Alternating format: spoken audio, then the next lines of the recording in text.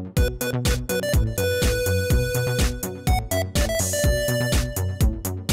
name is Geetha Ram. I'm the head of IoT for Americas at Hewlett-Packard Enterprises. HPE provides a platform called the Universal Iot Platform.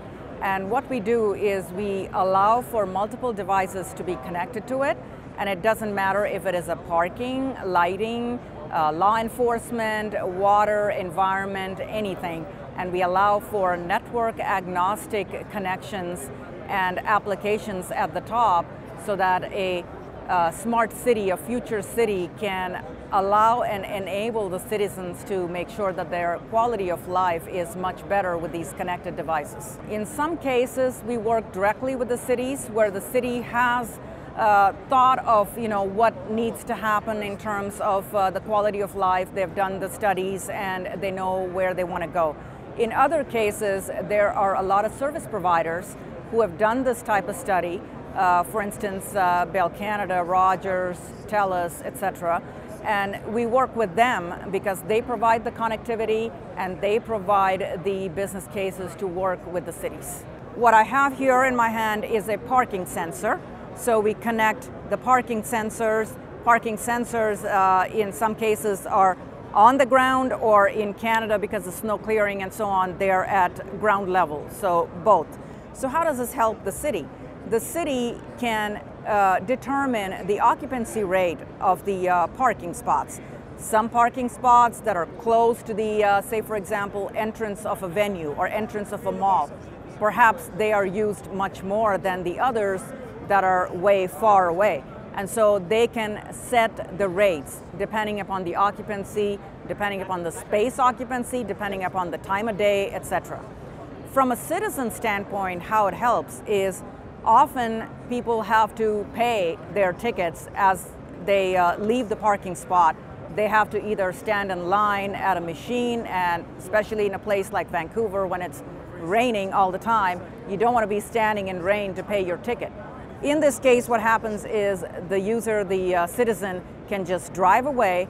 The sensor detects when they leave the parking spot, when they arrive and when they leave, and then uses their license plate to recognize who they are, and then charges them directly either their credit card or debit card on file, or sends them an invoice to their app on their smartphone or iPad. And then what we have here is a lighting sensor.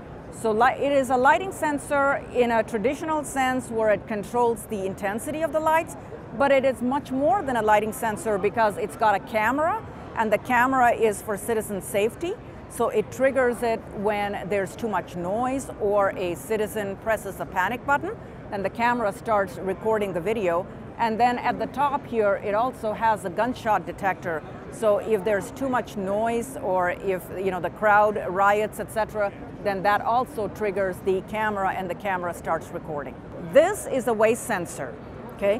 What it does is it actually screws on at the bottom of a trash can, whether it's commercial or a normal residential one. And it has sensors here that measures the amount of trash in the trash can.